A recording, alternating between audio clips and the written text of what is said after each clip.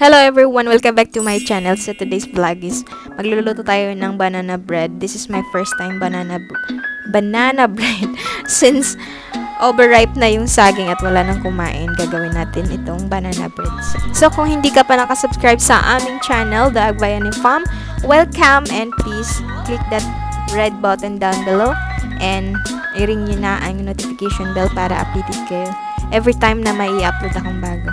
Tapos na natin balatan ang ating saging. So ito ang ating mga ingredient. Meron tayong 2 cups of flour, sugar, 1 cup, and 1 spoon of baking powder and baking soda, cooking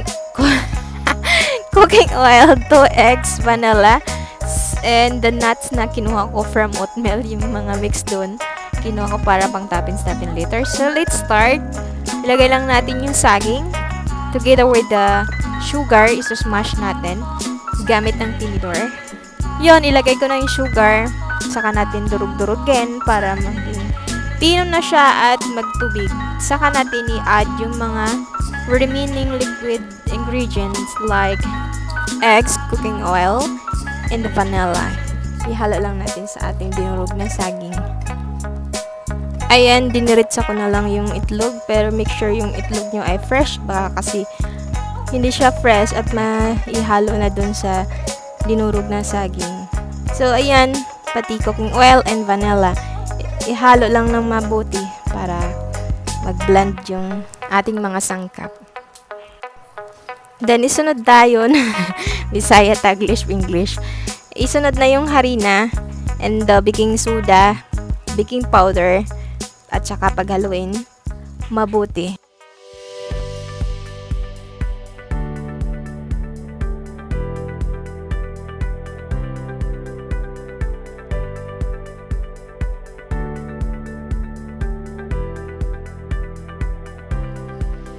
So, ayan guys, pwede na siguro to.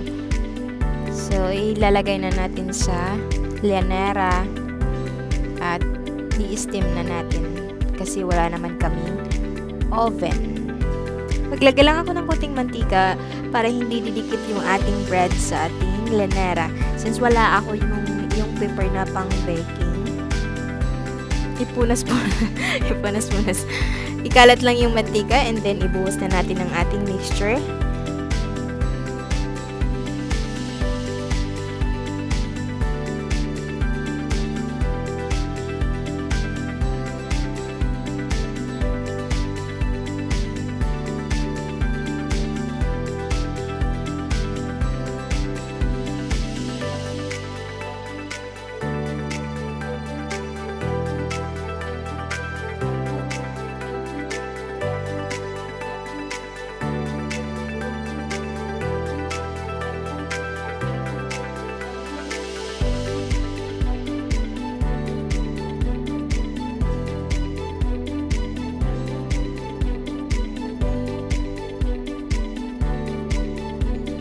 So, ayan, ilalagay ko na sa steamer.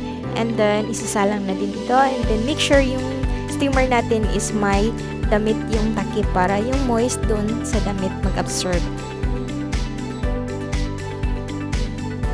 Ayan, so ang cooking time nito is 45 minutes in a medium fire. Unya, Bisaya na po. Nakalimutan ko pala ilagay yung aking topping. So, ayan, ihabol ko muna. Saka natin takpan.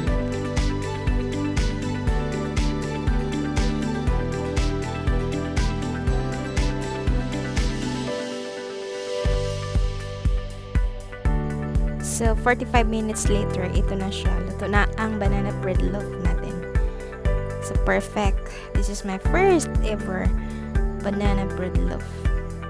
So, that's all. Thank you. This is Mami Tori from the Agbayani Farm.